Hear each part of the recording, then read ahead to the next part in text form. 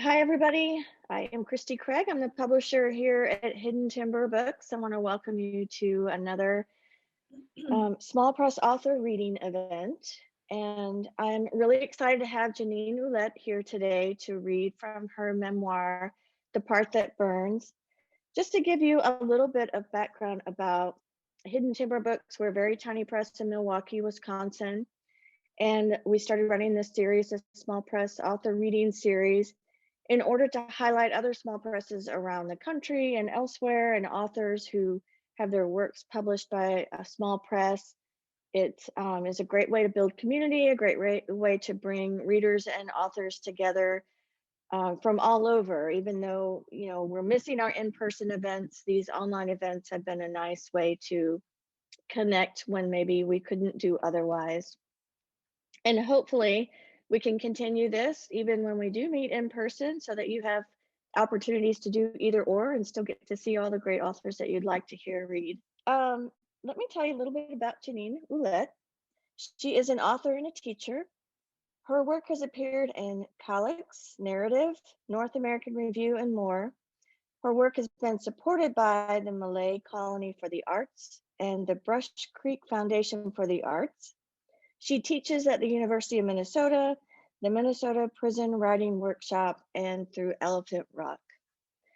So I'm really happy to have Jeannine here. I want to show you really quick her website only because I was looking at it today and it's just beautiful. So I put a link for everyone in the waiting room and I'll do it again, drop it in the chat, but it's just a lovely website. It gives information about her book that you can check out and also about the other work that she does. So I will drop that in the chat. I hope you take a peek at it. And Jeannine, welcome. I'm so happy to have you here.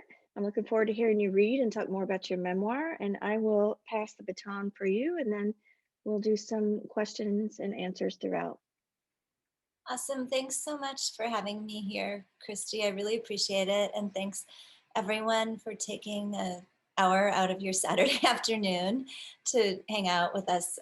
Yeah, I was telling Christy yesterday, we did a little tech check to make sure we were all set. And it just would be so hard. I mean, it already is hard in this COVID pandemic for everyone, for everything, but it's a pretty awful time to try to bring a book into the world.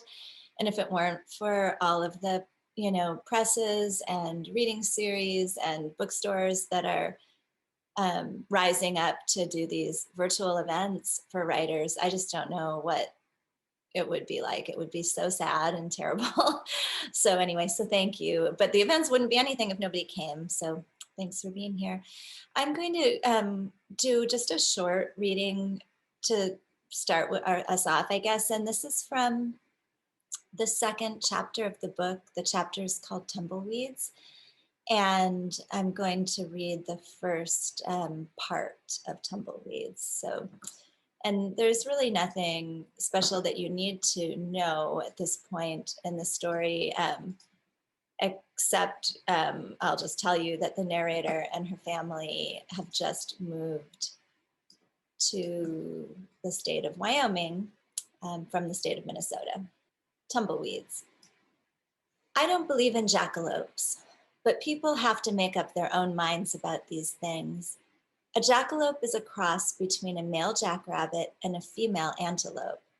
Jackrabbits and antelopes are both real. With real things, you don't believe or not. They just are.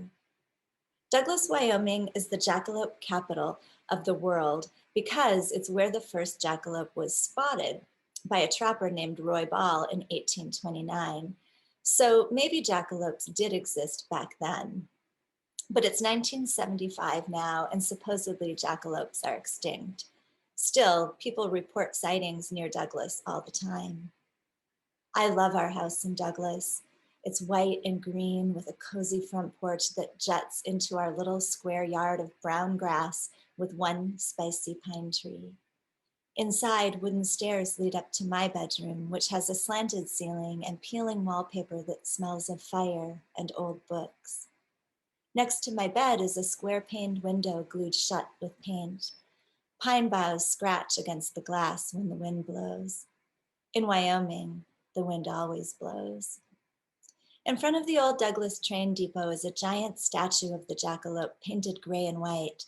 The statue looks friendly, like the Easter Bunny, but jackalopes are not friendly. They're fighters. They use their antlers to attack and gore their enemies, which is why they're also called warrior rabbits. I learned these things in Douglas. I also learned that we are foreigners. Foreigners have accents, which means I sound funny when I say things like house and rag and I want to come with. I learned that most kids in my second grade class don't believe in Santa, and that some schools, like Douglas Elementary, have no walls. I learned that if mama cuts your hair very short because your face is narrow and you don't look nice with long hair like other girls, your teacher might not know who you are. She might say, "And who's our new boy in class today?" I learned I have a talent for dirty looks, and sometimes mama thinks my looks are funny, and sometimes she says, "Get that look off your face before I slap it off." Mafia loves jackalopes. Mafia's real name is Mike, but no one calls him that. They call him Mafia because of him being Italian. If Mama is mad at Mafia, she calls him Michael in that voice. I call him Daddy because Mama says so, but to myself, I sneak and call him Mafia like everybody else. Mafia says he sees jackalopes on his long drives to and from the graveyard shift at the oil plant. The word graveyard makes me imagine a cemetery like the one at the top of the hill in Duluth where Mama's parents are buried in the ground. But really, Mafia's job is something about uranium. It stains his hands. Whenever we drive past the plant at night, I press my forehead against the cool glass of the car window and watch for the shadowy shapes of the oil buildings with their millions of twinkling lights. In the days when cowboys sang by the campfire at night, the jackalopes sang back, Mafia explains one dusty afternoon. He blows smoke out of his nose. Jackalopes like to sing before thunderstorms too because they only mate when lightning flashes. Their milk is a love potion, he says. Is that right? Mama says. She and Mafia are at the kitchen table drinking their coffee. She holds my baby sister Rachel on her lap. You bet it's right, Mafia says. The jackalope is sometimes called the horny rabbit. Mama laughs into her sleeve like she does. Little pictures, she says. Rachel is the one on Mama's lap, but Mama's talking about me. Little pitchers should empty this ashtray. Mafia lifts the gold dish from the kitchen table and holds it out. Go on, Jeannie Beanie, Mama says. Don't be a beast. I carry the ashtray through the kitchen to the back porch where the garbage can is. I spill some of the fluffy gray ash onto the floor, accidentally on purpose. Mafia doesn't like me, except for the tickling game. It goes like this. Mafia chases me. I run. He catches me. I yell and shriek. He tickles me under my arms and behind my knees, under my chin and between my ribs. I shriek more. He pulls my clothes off and puts me on his lap and rubs his hands between my legs. When he stops, the game is over. That's how it works. I was 4 when I first learned to play. Once you learn, you don't forget. One way that jackalopes escape hunters is by imitating a human voice, calling trick phrases, "There he goes," and "quick, over there," to throw you off the trail. Mafia says the best way to catch a jackalope is to lure it with whiskey. They love whiskey, he says. Drunk animals are slower and easier to hunt. Mafia hardly ever drinks. Neither does Mama, not since the explosion. But I can still get away. I just pull myself through a doorway inside of myself. Some people say it wasn't Roy Ball who spotted the first jackalope in 1829. They say it was a taxidermist in Douglas who made the first jackalope in 1934. He tossed a dead rabbit down on the floor of his shop next to a pair of antlers, and then he rushed off to eat supper. When he came back, he looked at the rabbit and the antlers and decided to mount them together, just as they were. He made a fortune selling jackalope trophies. Now, the Douglas Chamber of Commerce issues thousands of official jackalope hunting licenses each year. But the hunting of jackalopes is highly restricted, allowed only between midnight and 2 a.m. on June 31st. I have so many questions just based on that one essay. Um, I guess I guess what I want to start with first is obviously this book you write about a lot of difficult topics, and it's a memoir. Yet I noticed that when you talk about it, you talk about the narrator, and I'm just curious: was that a way to help you create a safe distance between yourself and the story that you needed to write? Or how did you create that safe distance? Memoir is not easy, especially when you're talking about difficult topics. So what do you do as an author to make it a safe place, I guess? Well, so with regard to the phrase the narrator, I teach writing as well, as you mentioned when you introduced me, and I have really strong feelings about that for everyone. I know not all writers talk about, especially when you're writing about yourself. Yeah, it may seem a little artificial or odd to talk about the narrator, but I really love keeping that distance for everyone. Because yeah, I think when you're writing about your life, it's already pretty you're pretty exposed regardless. Some material is more difficult than other material, but I think it's really helpful artistically from a craft perspective, even if the material itself isn't terribly challenging or vulnerable, to think of that narrator, to understand that narrator as a constructed self, because there's simply no other thing that it really can be, because we human beings are so complex, and we have every day we're evolving and becoming, a new version of ourselves. And so when we're writing about a version of ourselves that existed 5 or 10 or 20, or in the case of this book, 40 years ago, that it really is the narrator. And so I think, while it's nonfiction and I did my very best to capture something that was true, it's also just one facet of the truth, really,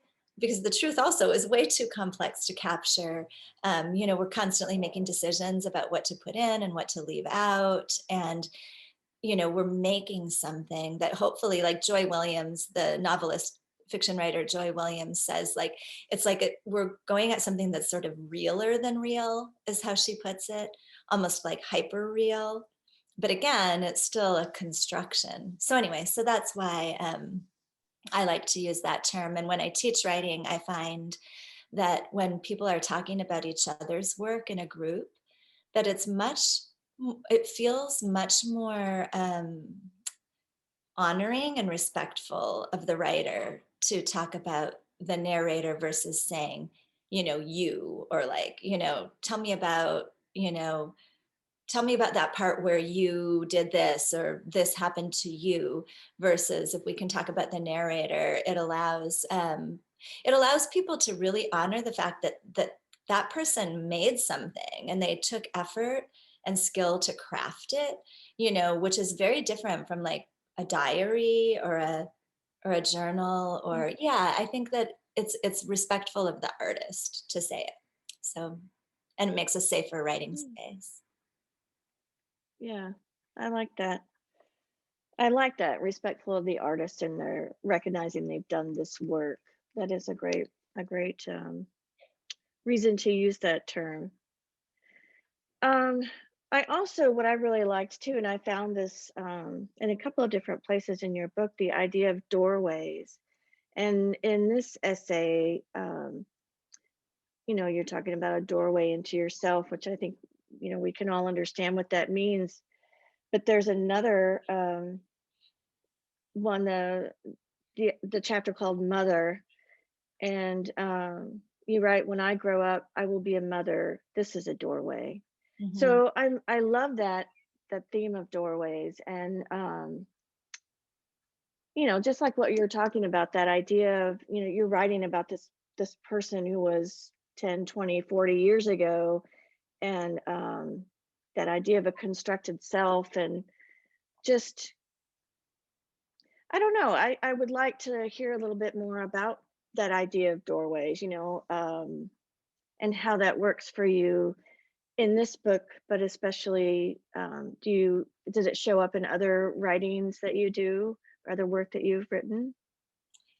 Um, I think it's this book, but I know it's pretty integrated into this book. And I think this is a narrator who's trying so hard to, she really is searching for doorways, literally and figuratively. Like, what is the way for her to become, I think it's about more than escaping. If you read the book, it may, there are some things she kind of legitimately needs to escape from, but also she's really trying to, figure out how to remove the obstacles to becoming a wholer person, to kind of become a wholer version of who she could be.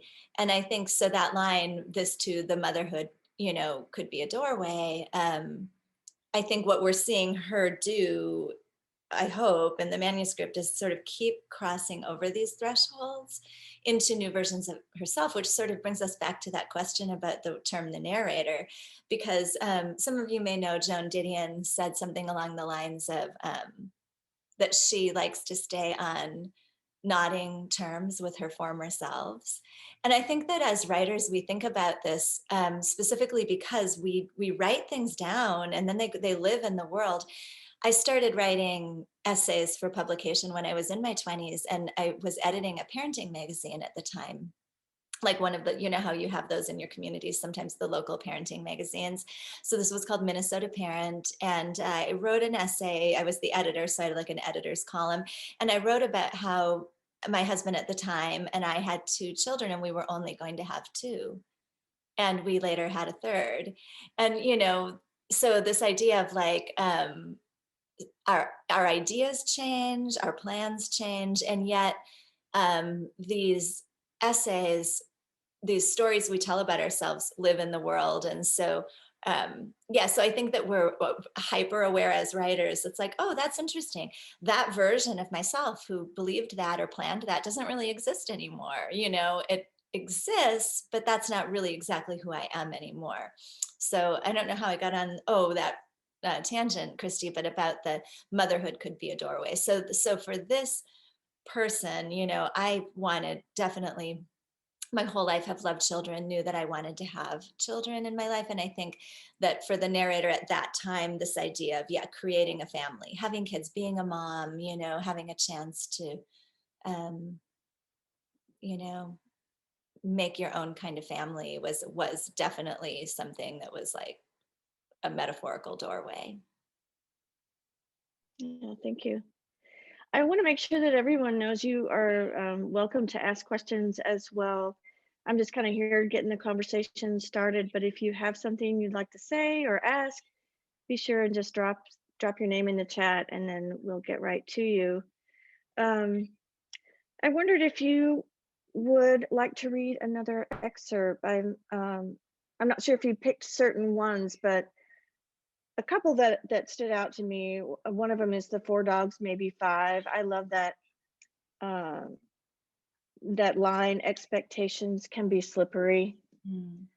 Um, and then, some of the other chapters that you've written about really incorporate a lot of the landscape, not just the tumbleweeds, but rose bushes and wildfires. And, I love when stories incorporate landscape in some way that reveals so much more about the story as a whole, or about the character. And then I see there's something from Mandy as well. Mandy, would you like to pop on and talk about your question? I am not responsible for my pandemic hair. None of I'm us are. cut for like a year. I don't know if there's a question in here, but I was really struck by the way you wove or alternated, the narrator's more personal story with the jackalope, which I had just put in it reminded me of my father, because he is very absent-minded, and he was referring to it as a rabbit elope. So, and I don't know what the question is, but maybe, I mean, could you talk about that? And I don't know if you do it more in that book or more in other work, but yeah, I'd love to know about that. I would love to talk briefly about that, and I can pop a link into the chat too. I'm not good at multitasking, but so I'll do it when I'm done speaking. Otherwise, I'll get all distracted with what I'm trying to say. But that technique, I wouldn't call that excerpt that I read specifically a braided essay, but I was using essentially a braiding technique there with the jackalope,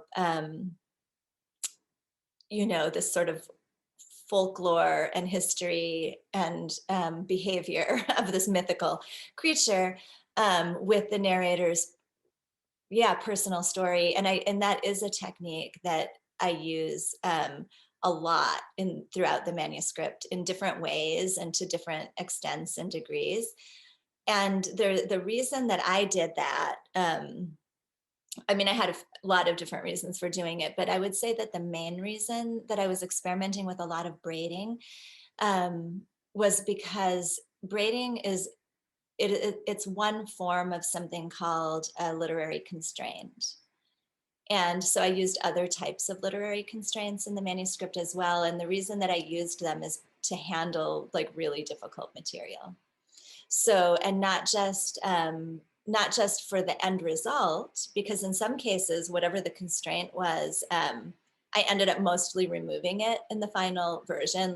So there might be like a sort of a ghostly imprint of it left, but if you wouldn't maybe notice it. Someone recently, another writer on Twitter, called this invisible architecture, and he was talking about it in fiction. So if you give yourself a constraint in fiction, like for example, Christy mentioned 4 dogs, maybe 5. And that was a constraint I gave myself. I was going through these breeds, the dog breeds.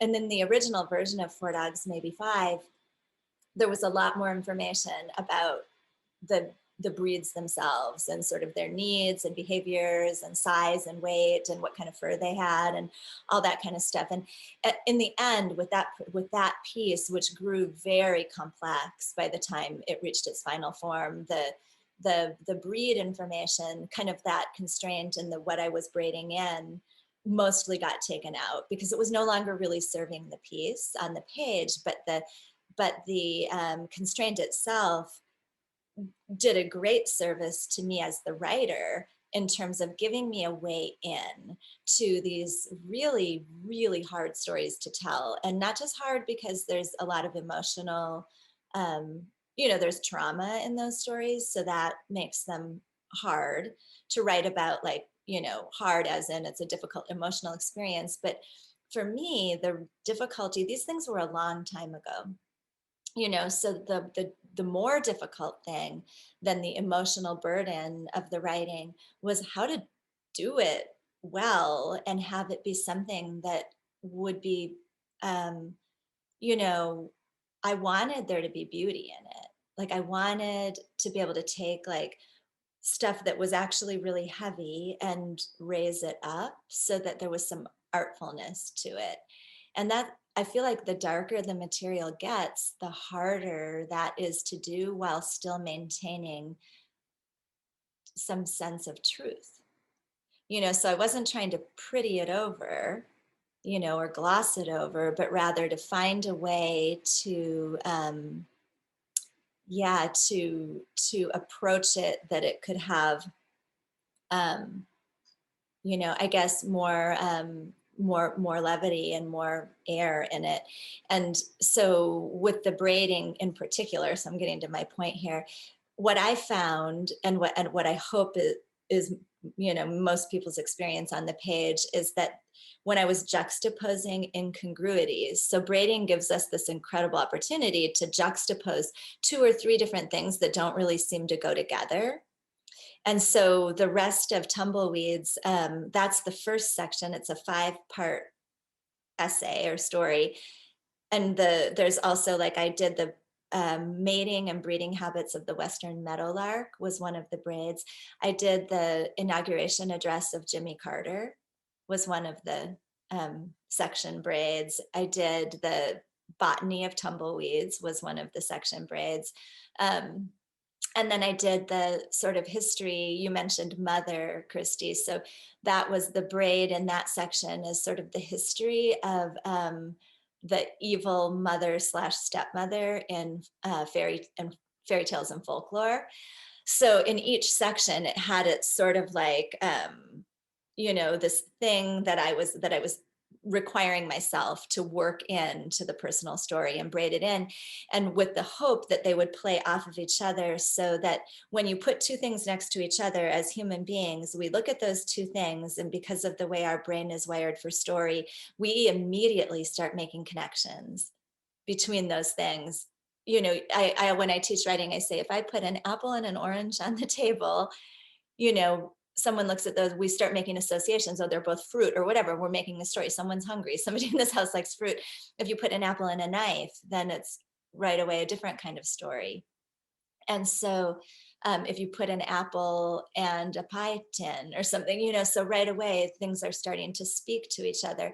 And on the page with the braiding, my experience of reading really wonderful braided work and trying to write it is that sometimes when two things can sit next to each other, they can carry a lot of the work of meaning and I get to then say less, so it kind of removes some of the burden of explanation or, so my feeling about some of the darker part of these stories was the less the narrator had to say, the better, so just kind of like, where there were things where it's like touch down, but then like lift right back up, and let some of those, some of the spaces between do some of the work. So that was why I was braiding. But yeah, it's a great craft question. How many people who are here chatting, like, are you all, any of you writing or, working on projects? I've been working on a project with Christy actually, and it's in right now in flash and heart attack at the same time about 10 years ago, and he's had this miraculous recovery. But I'm a health reporter, so I'm going back and forth between the science and the story, and you just did it so skillfully. But I had a couple of other questions, but I wanted to give other people a chance before I just follow on questions. Yeah. So I'll Okay. back off. Yeah, but when you're ready, feel free to pop back in. And your project sounds interesting. You cut out for a minute there, so I didn't hear the whole description, but did you say the word flash? I did. Yeah. Okay. Yeah, I said the word flash. Yeah. what meaning the form like flash? I'm sorry, the form. Yeah. Yeah, Mhm. yeah, yeah. I've been teaching Flash for the whole last year during the pandemic, so I'm really interested in that too. And there is some Yeah. Flash in the book. Some of the pieces are just outright Flash. Mhm. So yeah, that sounds really interesting. And I think braiding sounds incredible for that. And then it's just like this constant tension between how to splice, right? And what the balance is and how those pieces are talking to each other. So I think when you're working with these experimental forms, it does take a lot of like listening in to the work, to hear how it is like a music, and how are those, you said the science, like how are the two or more strands of the braid, what kind of harmony are they making with each other? So anyway. Great explanation. Thank you. Mhm. Yeah, thank you very much. That was awesome. I was taking a lot of notes. It's just, it's really interesting to just braided essays are so, like you said, complex. So you Mhm. really did a nice job explaining how they work. And, your book is going to be a great example. So I want to make sure everybody knows there's a super sale on her book right now. If you go to splitlippress.com, there's a book fair going on and they have a code, so you can purchase it at 25% off right now, which is awesome. So if you're looking for a great example of braided essays, that's going to be your key. Do you want to read another excerpt and then we can ask some more questions? Sure. I I didn't pick out another one. So, I mean, Christy, you've read the book. Do you have a request? You said maybe something from Four Dogs, Maybe Five. Yeah, I love that one. Okay. Yeah, that's expectations can be slippery. That was really stands out to me. So that'd be a great one. Okay, I can read. I'm just going to read from the actual book, so I'll be looking down. But I'm just going. This is like the beginning of the book. So, and I don't usually in readings read this because I don't know why the book is very unconventionally structured. So it's very elliptical. So because it's sort of mimicking the way memory works, that we're moving along, and the first chapter of the book, Four Dogs Maybe Five, kind of moves through the whole story, and then we go back and kind of start again and go a certain ways forward, and then we go back, and so it's very scaffolded. And this yeah, I don't know why I don't so I'm just going to, and we'll see how that goes. Mom and her sausagey little dog are hunkered down in Duluth now. When I last visited, she was giddy about a fancy new leash she'd gotten, a soft, ropey thing meant for a giant breed. Mom has a Cairn Terrier. Feel it, she said, holding out the leash. Isn't it something? She crooked her arm and laughed into her sleeve, like she does. Mom's dog also had a dapper plaid jacket and fancy boots, fancier than Mom's. Fancier too than the duplex she had rented, sight unseen. I've contacted the authorities, Mom assured me. The community here, they won't stand for it. She's mostly riled up about water seeping in from the eave above the tub. And those filthy blinds, she said, it's uncouth. Mom's crumbling front stairs are another sore spot, though she's untroubled that they rise from the shadow of I-35. There's a little park, she said, pointing to the overpass, with a stream. We like that, don't we? She directed this last bit at her old dog, but the dog was snoring, soft belly splayed upward. In the mid-1960s, not long before I was born, I-35 cost my paternal grandmother her house. Highway robbery, Nana always said. She nursed this wound like strong whiskey until the day she died. Nana was working class, but she had expectations, a full icebox, clean drapes, a decent Davenport, the right not to have her house bulldozed from under her. Expectations can be slippery. Mom grew up on the fringes of Duluth in a neighborhood called Smithville. She lived with her parents and 4 siblings and taught an old maid aunt. And in winter, chickens, a whole upstairs full, Mom always said when she told her stories.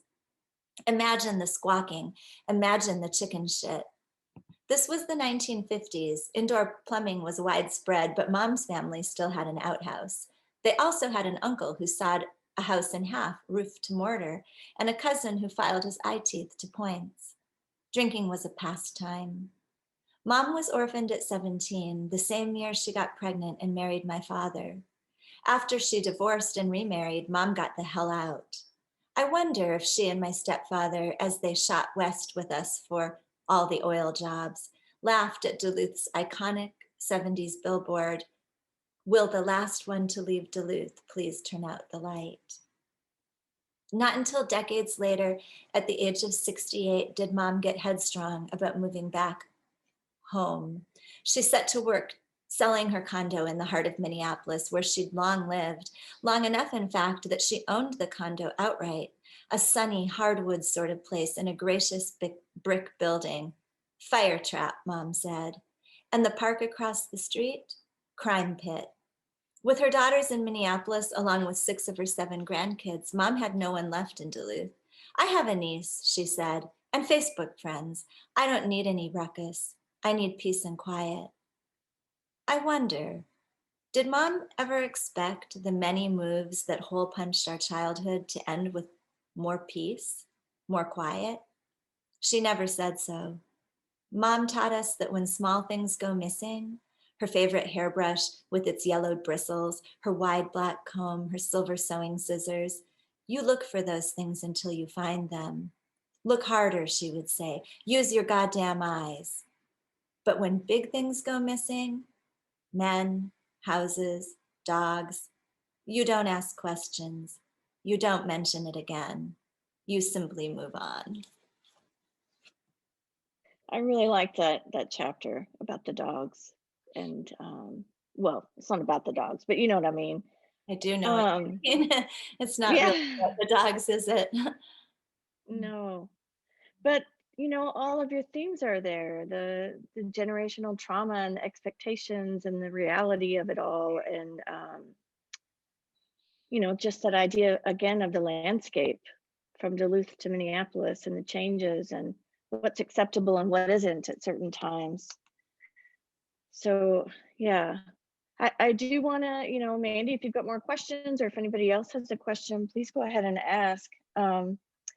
I've got lots of things I can ask, but I really want to keep it towards, towards your book. And while we're waiting, I know that you teach workshops at prisons, at the prison. So, you write about trauma, and I imagine, the people that you're working with are writing about trauma as well. So, I guess, is that something you do on a regular basis, working with the prison writing program? Is it something that just happens every once in a while, or how did you get involved in doing that? I really wanted to teach for the prison writing program. So the grad school that I attended for my MFA it's called Vermont College of Fine Arts, and Wally Lamb went there a long, long, long time ago, and he founded a prison writing program for women in his part of the country that's been really, really important. And he talks about that when he comes out to VCFA. So I had a chance to hear Wally Lamb. I was lucky. He happened to, come do a reading and talk one of the residencies when I was there. And then as it turned out, I learned that the Minnesota Prison Writing Workshop was founded also by a VCFA alum who was also inspired by Wally Lamb. And so I just started talking to writers in my community to figure out how to get involved with that.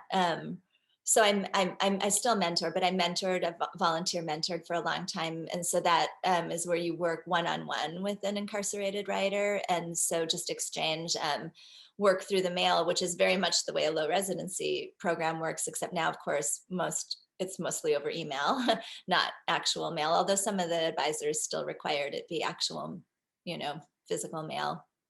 But anyway, so, and then I just had to wait patiently until a slot opened for an in-person instructor in the facilities. Now, because of COVID, we're not going in at all. So the class that I last taught was done via correspondence. I had, I think, 15 guys in the class, and we did Flash, Mandy.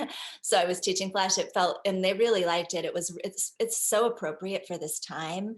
And another friend and student of mine is here, Carol, who has been studying with me all through the pandemic. We've had a workshop called Writing in the Dark, where we're working on all short work. And we didn't call it Flash at first. I didn't really want to categorize it because I didn't really feel like I had enough experience with writing Flash to claim to teach it.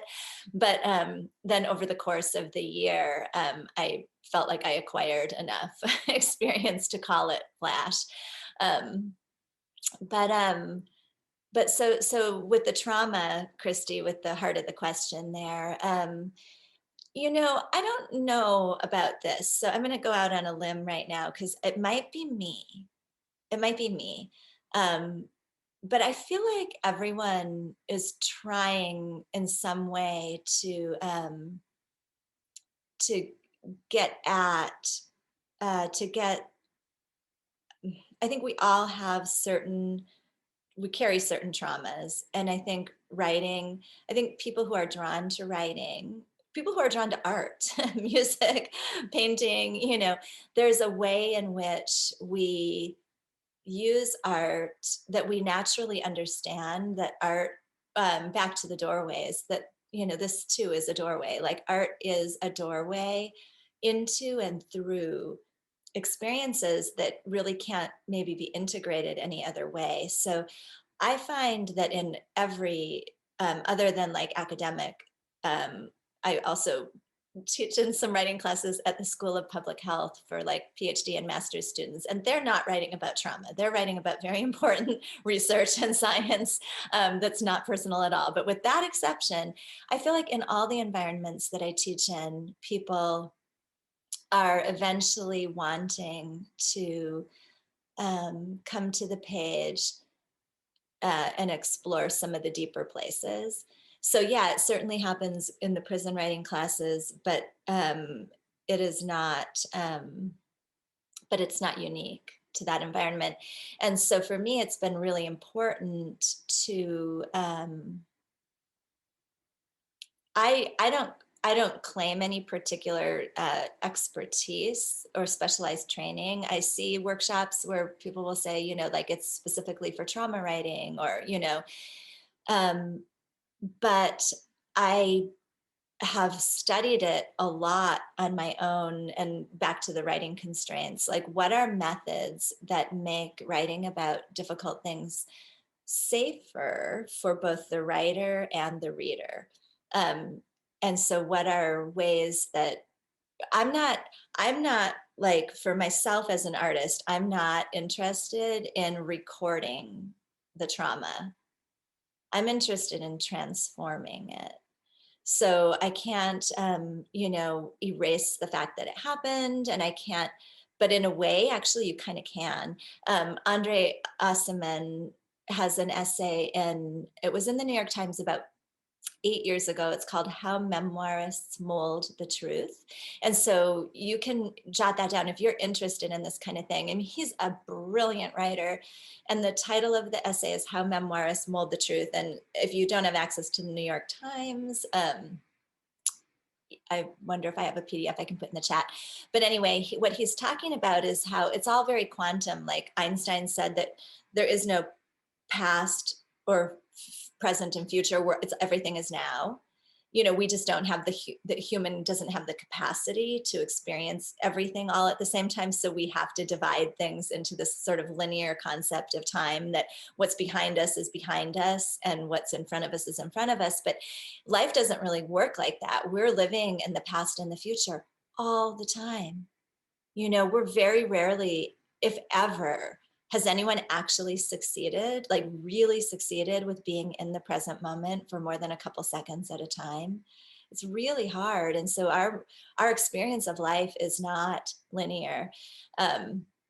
So what Andre Aciman writes about in that essay is how when we go in and we create art from our life experience, the thing we created sort of takes the place of the actual experience. And we know this is true from cognitive theory and brain science, because the way memory works is that every time you remember an experience, you remember your last memory of that experience. You don't remember the actual experience. So the further away you get in time, and this comes back to our narrator as the constructed self, you know, because the further away we get in time from an event, the more times we've remembered it, the more times we've altered it, because we're going to remember it a little bit differently each and every time based on lots of things, including what kind of mood we're in at the time, you know.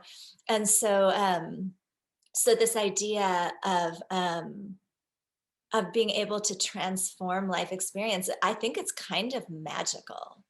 You know, so we create something, and that's why it's so important to me that there be some beauty in it, because then here I get like this incredible privilege of taking something that, to be quite frank, there was very little beauty in, you know, anything I ever experienced, little if any, say with my stepfather.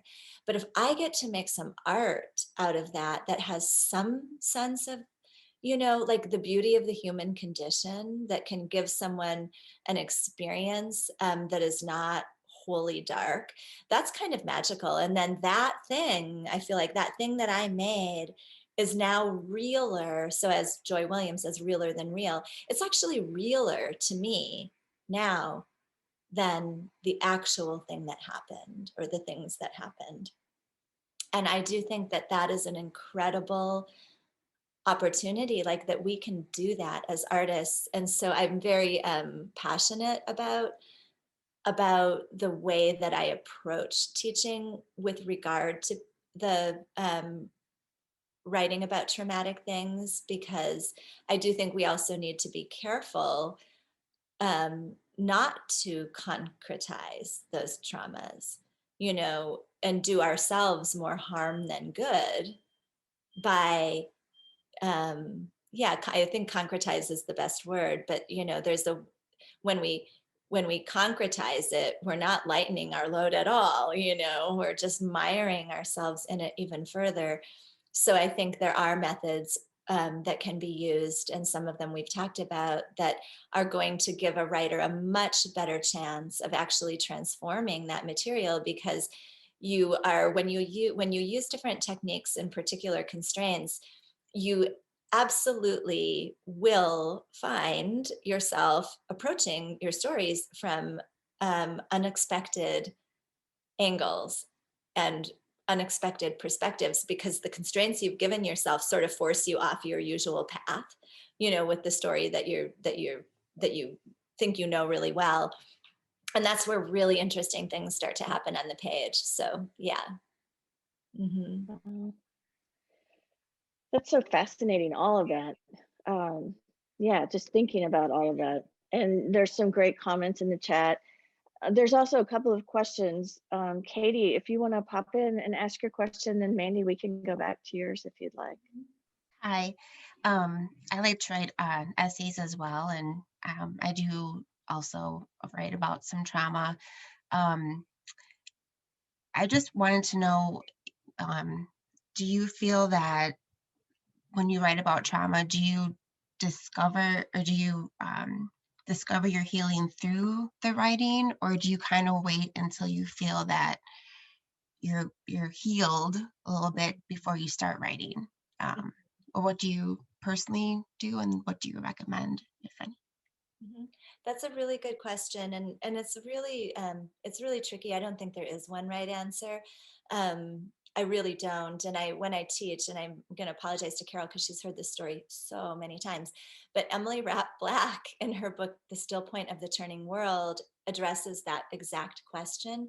Her story, The Still Point of the Turning World, is the story, and actually she just has a brand new book coming out right at this very moment. Emily Rapp, used to be Rapp Black, now it's Emily Rapp.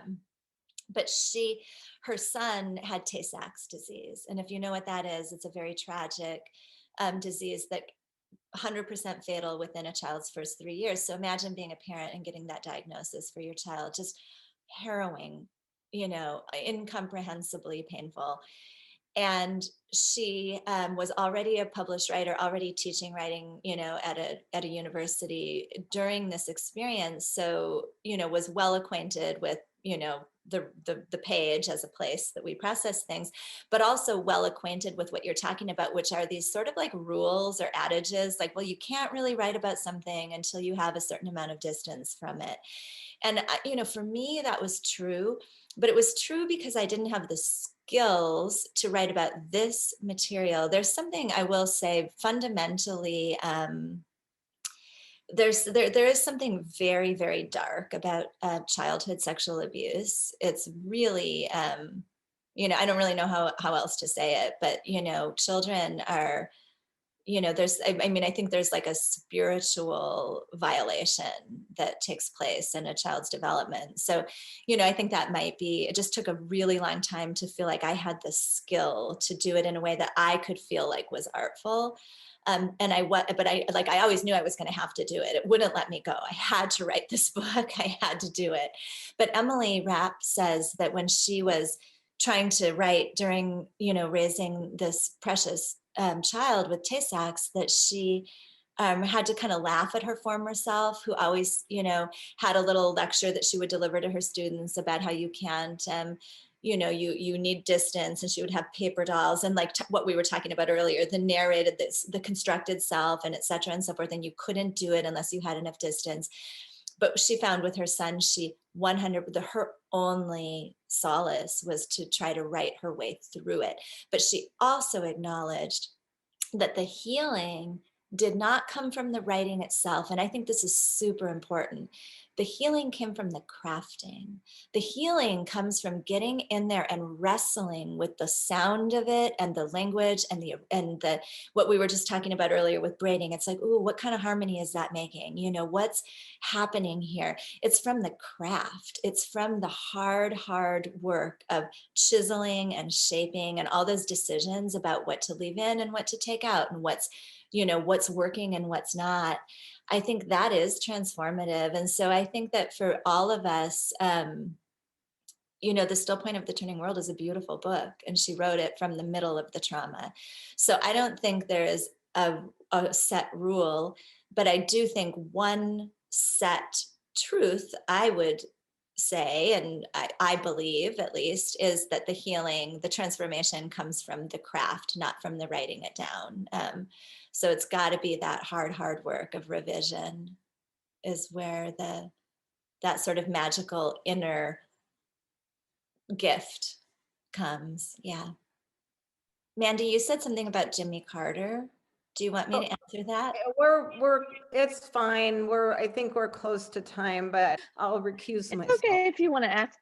We've got a few minutes yet, Mandy, if you want to ask about it. No big I deal. was really interested in the incongruous juxtapositions, and if you can explain your process for that, or if there was a process, you know, or. Yeah.